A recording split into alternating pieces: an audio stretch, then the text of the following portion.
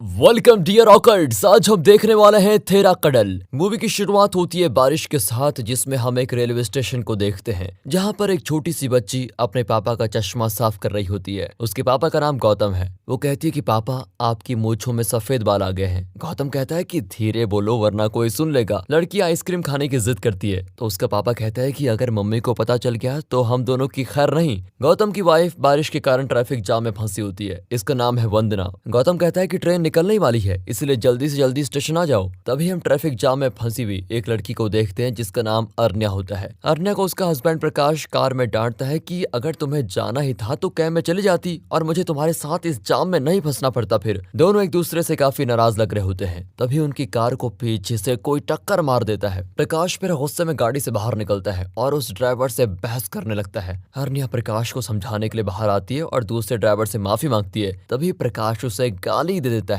दोनों में काफी बहस हो जाती है। आसपास के लोग उन्हें समझाने की बहुत कोशिश करते हैं लेकिन वो नहीं मानता। अरण्या कहती है कि तुम बिना बात के ही तमाशा करते रहते हो। गुस्से में प्रकाश उसे थप्पड़ मारता है तो अरण्या अपना सामान लेकर पैदल ही स्टेशन के लिए निकल जाती है। उधर वंदना गौतम के पास पहुंचती है और कहती है कि ऑफिस में मीटिंग थी इसलिए लेट हो गई। गौतम कहता है कि बेटी का ध्यान रखना और मैं 2 हफ्तों में वापस आ जाऊंगा। इसके बाद वो ट्रेन में बैठता है और इसी ट्रेन में अरण्या भी होती है। इसके बाद ट्रेन रात में एक स्टेशन पर रुकती है जहाँ गौतम चाय पीने के लिए बाहर आता है। तभी अरण्या वहां आती है और दोनों एक दूसरे को देखकर काफी शॉक हो जाते हैं। गौतम जाकर उससे बात करता है तो उसको पता चलता है कि अरण्या भी ऑफिस ट्रिप के लिए मंगलोर जा रही है। फिर दोनों ट्रेन के दरवाजे पर खड़े होकर बातें करते हैं। गौतम बताता है कि मेरी 6 साल की बेटी है और वाइफ का नाम वंदना है। अरण्या उसे प्रकाश के बारे में बताते हुए कहती है कि वो एक साइंस इंजीनियर है। फिर टीटी उन्हें अपनी सीट पर जाने के लिए कहता है। सुबह होते ही गौतम मंगलोर स्टेशन में पहुंचते ही अरण्या से उसका नंबर ले लेता है। तभी उसका दोस्त वरुण उसको लेने के लिए आता है और गौतम बताता है कि अरण्या उसकी कॉलेज फ्रेंड है। उसके बाद दोनों अपनी अपनी गाड़ी में निकल जाते हैं। रास्ते में वरुण पूछता है कि तुम अरण्या से मिलने के बाद इतना मुस्कुरा क्यों रहे हो। गौतम कहता है कि जब हम कॉलेज में थे तो दोनों एक दूसरे से बहुत प्यार किया करते थे।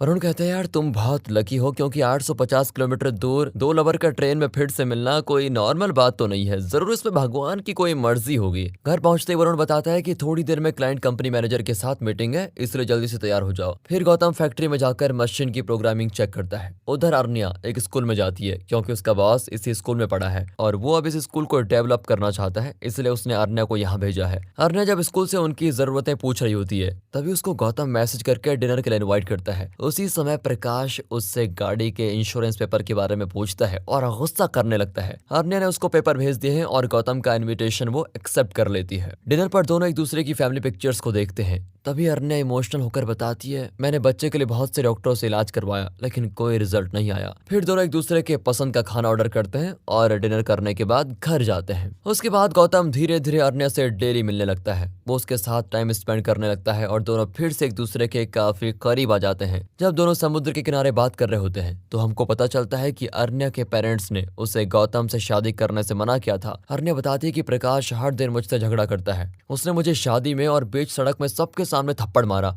और एक बार तो रात को 2 बजे मुझे घर से बाहर निकाल दिया। जब मैंने प्रकाश के बारे में अपने पेरेंट्स को बताया तो उन्होंने भी मुझे वापस उसके पास भेज दिया। भगवान भी प्यार करने वालों को अलग कर देता है। अगले दिन जब फैक्ट्री में मशीन का ट्रायल होता है तो उसके प्रोग्राम्स में गड़बड़ आ जाती है, जिसको ठीक करने के लिए गौतम को अर्जेंट मुंबई जाना होता है और अरण्या को कॉल करके वो मुंबई चला जाता है। गौतम मुंबई में मीटिंग खत्म होते ही वापस मंगलोर के लिए निकलता है। ट्रेन में जब गौतम सो रहा होता है तो अरण्या उसको उठाती है और ये देखकर तो वो शॉक हो जाता है क्योंकि अरण्या उससे मिलने के लिए मंगलोर से 90 किलोमीटर पहले उडुपी स्टेशन में आ गई। वो बताती है कि उसे गौतम की याद आने लगी, इसलिए वो उसको देखने के लिए उडुपी स्टेशन आ गई। मंगलोर पहुंचने के बाद गौतम उससे कहता है कि मैं थोड़े दिनों के बाद यहाँ से चला जाऊंगा और उसके बाद हमारा एक साथ कोई फ्यूचर है नहीं। फिर एक दिन गौतम और वरुण अरण्या के बर्थडे के लिए सरप्राइज प्लान करते हैं और उसका बर्थडे मस्त तरीके से सेलिब्रेट करते हैं। लेकिन आज उसका जन्मदिन नहीं है, इसका जन्मदिन तो अक्टूबर में है और गौतम अगले हफ्ते यहाँ से चला जाएगा, इसलिए उसने आज इसका बर्थडे सेलिब्रेट किया। बाद में वरुण फैक्ट्री चला जाता है। फिर बातों ही बातों में दोनों एक दूसरे को किस करने वाले होते हैं। तभी उनका फोन रिंग करता है। अरण्या यहाँ से चली जाती है और इसके बाद वो गौतम को इग्नोर करने लगती है। गौतम और वरुण का मशीन ट्रायल सक्सेसफुल होता है और दोनों वापस अपने घर चेन्नई जाने वाले होते हैं, इसलिए गौतम ने अरण्या को स्टेशन पर बुलाया होता है। अरण्या के वहां आते ही वो उससे माफी मांगता है और कहता है कि यहाँ जो कुछ भी हुआ उसे भूल जाओ और आगे से हम कभी नहीं मिलेंगे। इसके बाद वो चला जाता है। ट्रेन में वरुण उसे अरण्या को भूलने और अपनी फैमिली के ऊपर ध्यान देने के लिए समझाता है। चेन्नई आते ही गौतम अपनी वाइफ को साड़ी गिफ्ट करता है, लेकिन वो उसको देखती भी नहीं। इसके बाद गौतम घर में सभी कामों में वंदना की हेल्प करने लगता है। कपड़े प्रेस करना, बर्तन धोना, ऐसी काफी सारी चीजें करता है जिससे उसकी बीवी को काफी मदद मिल सके। जब वो खाना बना रहा होता है तो वंदना उससे पूछती है, जब से तुम वापस आए हो बदल गए हो। गौतम कहता है कि मुझे अपने परिवार की वैल्यू समझ में आ गई है। अगले सीन में हमें अरण्या को दिखाते हैं, जिसके घर पहुंचने पर प्रकाश कहता है, अगर तुम कॉल करके बता देती कि मैं आ रही हूँ तो मैं खाना ऑर्डर नहीं करता। फिर प्रकाश उसको गाली देकर बाहर चला जाता है। जब रात को वो वापस घर आता है तो देखता है कि अरण्या ने खाने के लिए कुछ भी नहीं बनाया और वो अभी भी फोन पर लगी हुई है। इसलिए वो गुस्से में गैस सिलेंडर और स्टोव को डाइनिंग टेबल पर पटक कर खाना बनाने के लिए कहता है, जिसको देखकर तो अरण्या डर ही जाती है।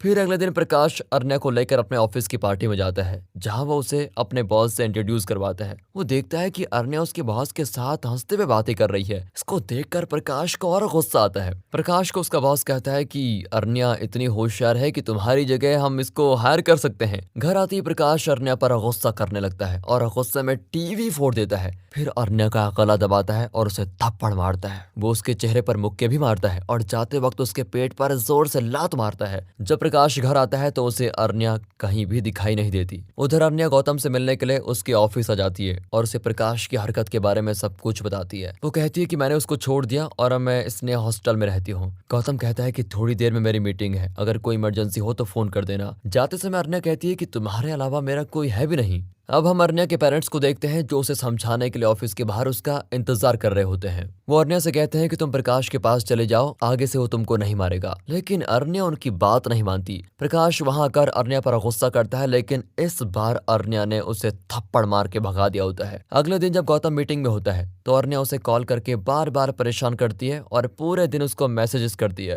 पर अब गौतम उसको इग्नोर करने लगा होता है। घर आने पर गौतम अरण्या को ब्लॉक कर देता है ताकि वंदना को कुछ भी पता न चले। फिर जब गौतम, वंदना और उनकी बेटी साथ लंच के लिए बाहर जाते हैं तो उसको एक अनजान नंबर से मैसेज आता है कि खाना कैसा लगा। वो देखता है कि अरण्या उसका पीछा करते हुए यहाँ गई है, इसलिए वो वंदना और अपनी बेटी को घर छोड़ने के बाद उससे मिलने जाता है। अरण्या कहती है कि मैं तुम्हारे बिना नहीं रह सकती। तो गौतम उसको समझाता है कि देखो मेरी एक फैमिली है, अब मैं तुम्हारे साथ नहीं रह सकता। लेकिन अरण्या उसे अपनी फैमिली को छोड़ने की एडवाइस देती है। गुस्से में गौतम कहता है कि आज के बाद कभी भी मुझे कांटेक्ट करने की कोशिश मत करना। ये कहकर वो वहां से चला जाता है। अगले दिन गौतम की बेटी उसको उठाकर कहती है कि रात में जब मैं सोती हूँ तो आप दोनों के बीच में होती हूँ और जब सुबह उठती हूँ तो पलंग के किनारे पर होती हूँ। उसके नटखट सवालों से बचता हुआ गौतम बालकनी में जाता है तो उसे पता चलता है कि अरण्या भी उसकी बिल्डिंग में शिफ्ट हो गई है। जब वो ब्रेकफास्ट करने बैठता है तो देखता है अरण्या ने ठीक उसके सामने वाला फ्लैट लिया है। फिर गौतम अरण्या को पूछता है कि आखिर तुम यहाँ आई क्यों हो। वो कहती है कि तुम्हें देखे बिना मैं रह नहीं सकती। तभी उसके घर कोई आता है और गौतम उससे छिपता हुआ वहां से निकल जाता है।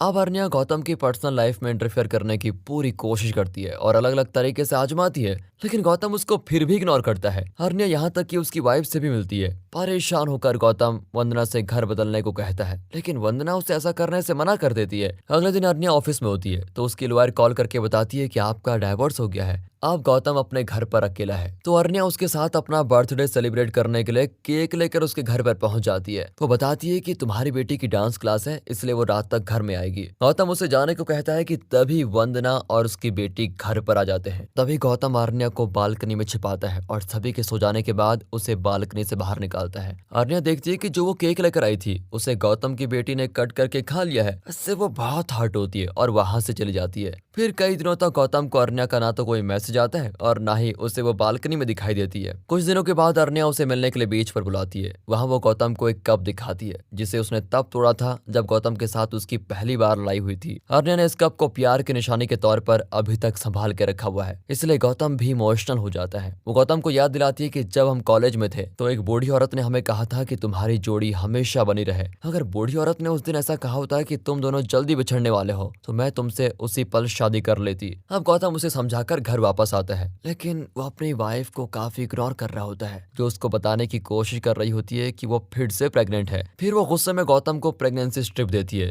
जिसको देखकर गौतम बहुत ही खुश होता है और वंदना से अपनी इस हरकत के लिए माफी मांगता है। गौतम फिर से अरण्या को इग्नोर करने की पूरी कोशिश करता है क्योंकि अब उसकी फैमिली में एक और मेंबर आने वाला है, लेकिन एक रात को अरण्या उसे मैसेज करके धमकी देती है, अगर तुम इसी वक्त छत पर नहीं आए तो मैं तुम्हारे घर आ जाऊंगी। वंदना उससे पूछती है कि किसका फोन है। गौतम कहता है कि वरुण दारू पी के बार बार कॉल कर रहा है। फिर छत पर पहुंचने के बाद अरण्या कहती है, हम थोड़े दिनों के बाद कहीं घूमने जा रहे हैं, अगर तुमने मना किया तो मैं तुम्हारी बीवी को सारी बात बता दूंगी। रात को इस तरह अचानक गौतम के चले जाने से वंदना को उस पर शक होता है। अगले दिन वो गौतम का फोन खोलने का ट्राई करती है, लेकिन उसमें पासवर्ड होता है जो उसने बदल लिया है। फिर वंदना जब अरुण को कॉल करती है तो उसको पता चलता है कि वो अपनी तीर्थ यात्रा के लिए तपस्या कर रहा है और उसने एक हफ्ते से दारू को हाथ भी नहीं लगाया। उधर जब अरण्या गार्डन में जाती है तो देखती है कि कुछ बच्चे मिलकर गौतम की बेटी को परेशान कर रहे हैं। गौतम की बेटी उसे बातों ही बातों में बताती है कि थोड़े ही दिनों में मेरा छोटा भाई आ जाएगा, उसके बाद मैं उसी के साथ खेलूंगी। ये सुनकर अरण्या को काफी दुख होता है और वो रोने लग जाती है। अब वंदना गौतम का टेस्ट लेने के लिए उसको एक नई सिम कार्ड से मैसेज करती है कि ये मेरा नया नंबर है, क्या हम आज रात मिल सकते हैं। गौतम का रिप्लाई देखते ही उसका शक यकीन में बदल जाता है। उधर अरण्या गौतम का पीछा करते हुए सड़क के बीच में उसकी गाड़ी रोक लेती है। वो कहती है कि मैंने तुम्हारे लिए प्रकाश को छोड़ दिया और तुम वंदना के साथ एक और बच्चे की प्लानिंग कर रहे हो। गौतम कहता है कि मुझे पछतावा है कि मैंने तुमसे प्यार किया, तुम्हारे लिए तो प्रकाश ही सही आदमी था। अरण्या कहती है कि आज के बाद मेरी तरफ से तुम्हें कोई तकलीफ नहीं होगी। ऐसा कहकर वो रोड के बीच में गाड़ी से टकराने ही वाली होती है कि तभी गौतम उसको बचा लेता है और अरण्या को हक करता है, लेकिन वंदना उन दोनों को हक करते हुए देख लेती है और बैग पैक करके गौतम की बात सुने बिना अपनी माँ के यहाँ चली जाती है। गौतम की बेटी उसे बार बार अपने पापा के बारे में पूछती है, लेकिन वंदना उसे कहती है कि अब से तुम्हारे पापा के साथ हम नहीं रहेंगे। तभी गौतम वहाँ पर आता है। वंदना उसे घर में आने ही नहीं देती, लेकिन उसकी बेटी उससे मिलने के लिए बहुत रोती है। फिर अपनी माँ के कहने पर वो गौतम की बात सुनती है, लेकिन वो उसके मनाने पर भी नहीं मानती और अपनी बेटी को लेकर अंदर चली जाती है। गौतम उसे बार बार कॉल करता है, लेकिन वो कोई जवाब नहीं देती। गौतम अब वरुण के घर में ही रहने लग जाता है, क्योंकि वंदना घर पर नहीं है। इसका फायदा उठाकर अरण्या उसे परेशान ना करे। वरुण भी वंदना को समझाता है, लेकिन वो नहीं मानती। फिर एक दिन जब उसकी बेटी स्कूल जा रही होती है तो उसे न्यूज़पेपर के साथ आइसक्रीम शॉप का कार्ड मिलता है। यह आइसक्रीम शॉप गौतम के ऑफिस के पास है, इसलिए उसको लगता है कि यह कार्ड उसके पापा ने भेजा है। स्कूल की छुट्टी होते ही उसकी बेटी अपनी माँ से बचते हुए वहां से निकल जाती है और रिक्शा से सीधा आइसक्रीम शॉप पर जाती है। वंदना अपनी बेटी को ढूंढते हुए बहुत परेशान होकर गौतम को बताती है और पुलिस स्टेशन चली जाती है। इधर उसकी बेटी को आइसक्रीम शॉप पर उसके पापा नहीं मिलते, इसलिए वो उसके ऑफिस जाने के लिए रास्ते पर भटकने लग जाती है, लेकिन उसे रास्ते का कोई पता नहीं होता। पुलिस स्टेशन में जब इंस्पेक्टर वंदना से पूछता है कि क्या उसे किसी पर शक है, तो वो अरण्या का नाम लेती है। अरण्या का फोन स्विच ऑफ आता है, इसलिए वो उसके घर पर पहुंच जाते हैं और उसके घर की पूरी तलाशी लेते हैं। अरण्या बताती है कि मैंने गौतम की बेटी का किडनैप नहीं किया है। फिर एक लेडी कांस्टेबल उससे सच उगलवाने के लिए एक थप्पड़ मारती है। तभी गौतम वहां पर आता है और कहता है कि मैं इसे अच्छी तरह से जानता हूँ,